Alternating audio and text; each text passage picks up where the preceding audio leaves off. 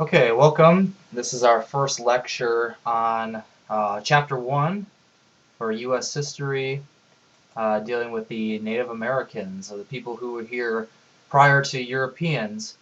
Um, so here we go. Okay, so you might ask, who discovered America? Who were the first people to be in America? You might say, well, that was Christopher Columbus. 1492, he sailed the ocean blue.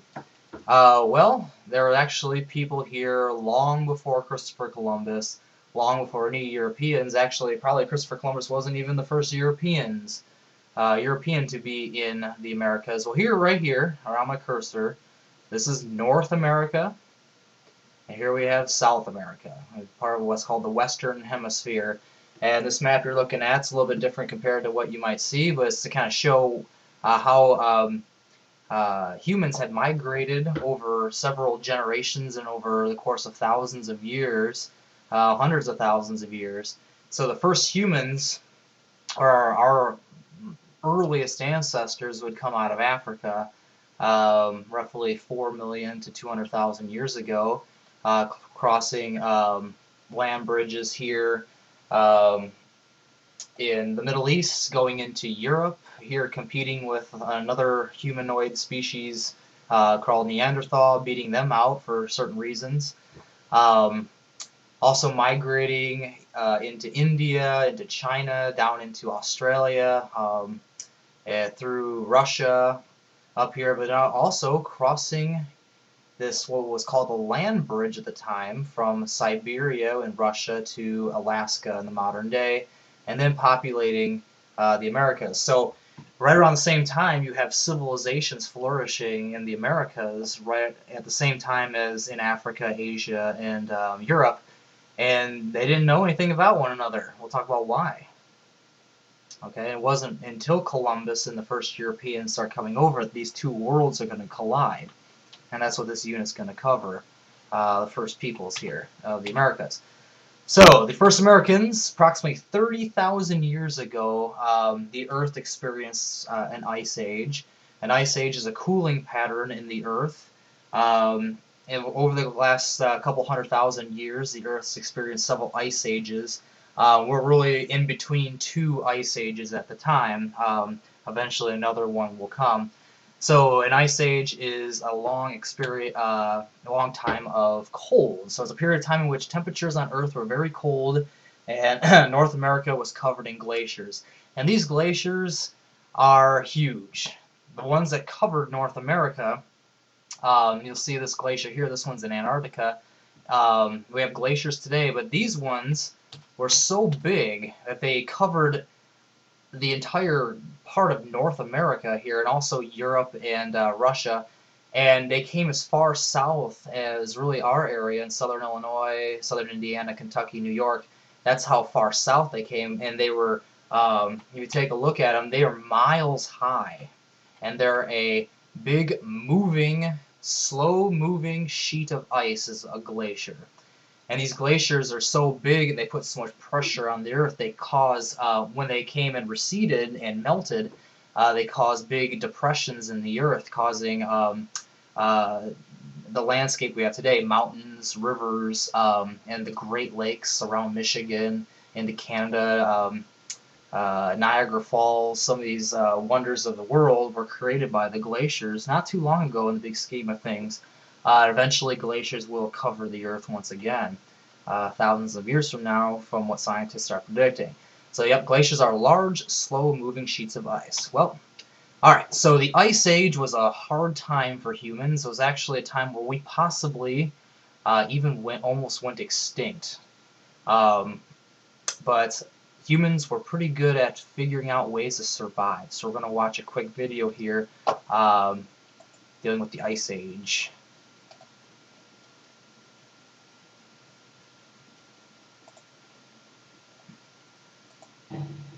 Although our planet Earth has been a wonderful cradle for our species, at times the conditions here have been inhospitable. Life in glacial Europe was really, really tough.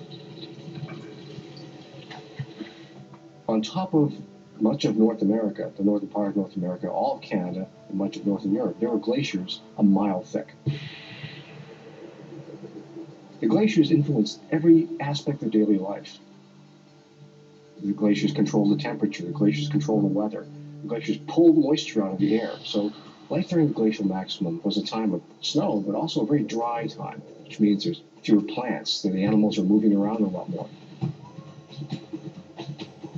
It's a world filled with predators. And the humans were competing with lions, were competing with leopards, competing with wolves and bears. It was a tough time for our species to survive, but we did. What humans have to survive is something that no other species has, and that's a level of adaptability that was completely unprecedented.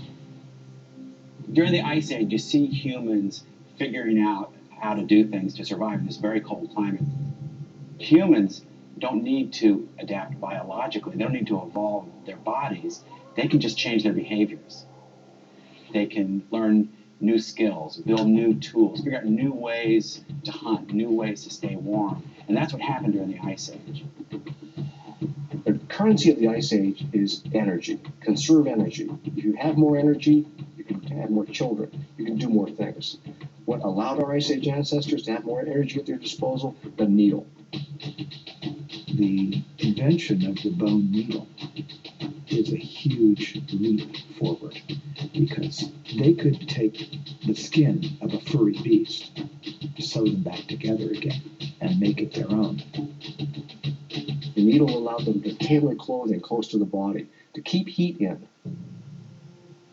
The quintessential feature of our species is cooperation and behavioral variability, and the two work together. We come up with different solutions to the same problem, and we work together to figure out which one is best to deploy under these circumstances. So the Ice Age was this huge, as much as a challenge, it was an opportunity. They pushed their skills and they pushed their technology in a way that if they'd remained in one comfortable place, they might not have had to adapt so quickly.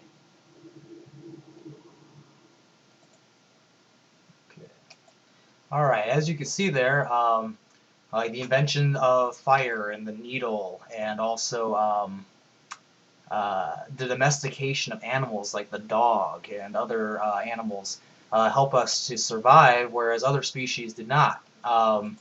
Like Neanderthal and also woolly mammoth, saber-toothed tiger, those kind of things, those animals had died out, but humans survived. And possibly our know-how will help us to survive any kind of future catastrophes and earth changes, things that change the earth. So moving ahead here, okay, as the oceans froze, the ocean floor became uncovered and dry. So the first humans in North America crossed the land bridge. Okay, a land bridge is the area of land in which humans crossed during the Ice Age on their way to North America from Asia. So, common misconception. Well, it was cold, so this whole part of the ocean froze and they crossed over the ice. Okay, that is not what happened. What happens here is when it gets cold and you have these ice ages, the water goes up into the poles and the ocean floor actually goes away and exposes this land here. So the water is going up into the poles and freezing, allowing people to be able to walk on dry land that is now covered with water. When the Ice Age melts, of course, this water levels rise and cuts off North America from Asia, and really cuts off the Native Americans from the rest of the world for thousands of years until Columbus, and they decided to start sailing the oceans. Okay, so that was what's called the land bridge theory. Alright, so today, this is up here in Alaska, where you might see the show Deadliest Catch, where they go after crab and other things up here in the Bering Sea. Right now, you can cross here. Sarah Palin can see Alaska from her backyard, or sorry, Russia from her backyard, being in Alaska. There was a woman in the 1980s who did swim this to make a point, about the Cold War, which we'll talk about later in this class, second semester.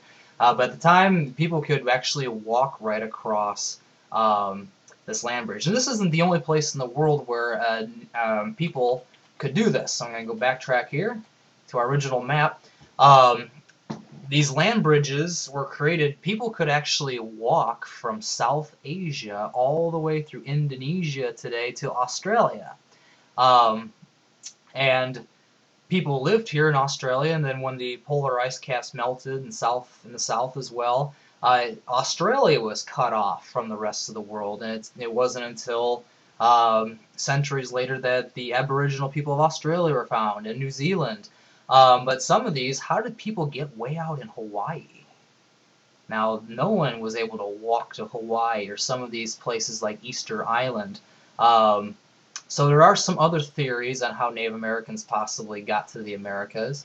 If you take a look, Easter Island, these cool statues that are made, these people were completely cut off from civilization, and they were building these. Really, we don't know why. This is off the coast of South America, but possibly the Polynesians and other peoples took to the sea to travel. So they could, some scientists believe that Polynesians were the first ones to come to America because they were able to sail way across these vast openings of sea, to get to places like Hawaii, Fiji, and New Zealand, some of these. But for the most part, most scientists believe that the first Americans did come across this land bridge and then settled throughout the Americas. And it took generations to continue to keep moving. So why keep moving? Well, for food, mostly. If you're a woolly mammoth and you're looking for food, you might want to, you eat all your food here and you keep moving this way, and you might want to find some food here. Well, humans would eat woolly mammoth, and we would follow what we eat. That's what it was. We're hunter-gatherers and continue to follow game, deer, woolly mammoth, and those kind of things that were around back then. Eventually probably even killing them off. Okay, so moving around here to the land bridge. You guys understand that. Okay, archaeology is the study of evidence left by early people. So if you're an archaeologist, you're studying things that are left behind. So you might have been walking around your property somewhere, or down by the Wabash River, or somewhere else. You might have found an arrowhead, or some kind of piece of pottery left over from the Native Americans. So that would be the study of things left behind. So things that were created by people, it's called archaeology. So maybe 1,000 years from now, they might dig up an iPod and be like, wow, what is this ancient technology that the American people used to use? So they would be future archaeologists. An artifact is an object made by humans and used by archaeologists to recreate a picture of the past. And since a lot of Native American culture was not written down, it was hard to understand how they lived, so archaeologists use artifacts and things to try to figure out the best we can on how these people survived in North and South America. All right, so you can take a look at different artifacts that you might find. Those are pretty cool. All right. Okay. So, question, are these objects primary sources or secondary sources? So part of our homework was to learn what was a primary source and what is a secondary source. Okay, they are both primary sources. Since primary sources are documents or objects were written or created during the time being studied. We'll talk about the difference between primary source and secondary source. Okay, is this website about the Mound Builders on the Mississippi River a primary source or secondary source? You would answer that is a secondary source, because a secondary source is defined as a source which interprets and analyzes primary sources. Examples include books, magazines, encyclopedias, and websites, and also Mr. Marsh.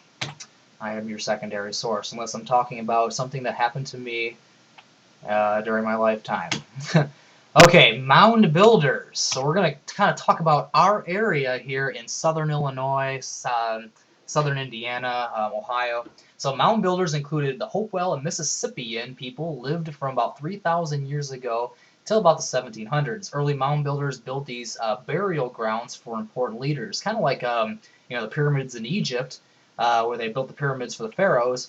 They were doing the same things here. So here we are in southern Illinois. Okay, you have the Wabash River, the Ohio River, Mississippi River, and you see these mounds. So you might head out to St. Louis. On the Illinois side, you'll see the Cahokia Mounds.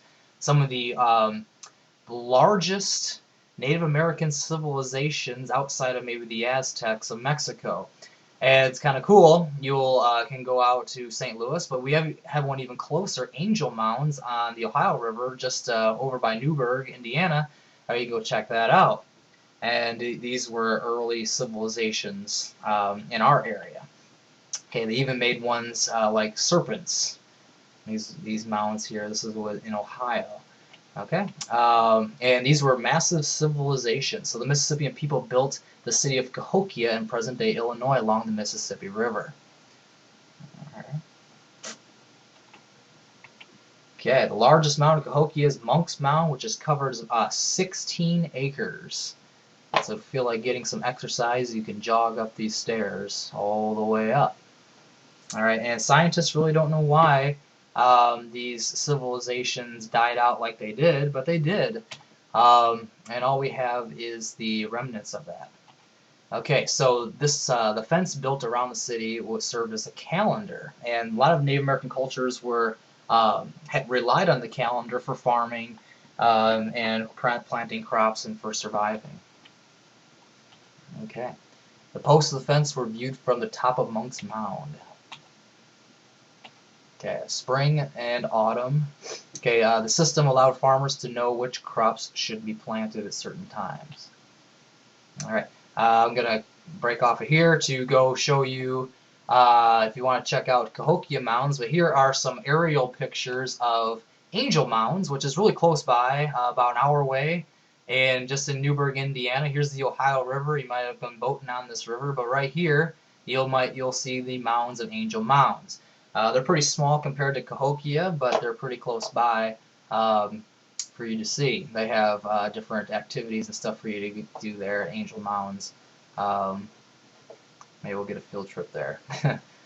Okay. Okay. All right. So why did these people die out? What I'm going to have you guys do on your own, you're going to view this video dealing with the Cahokia people, and you'll click on this Cahokia website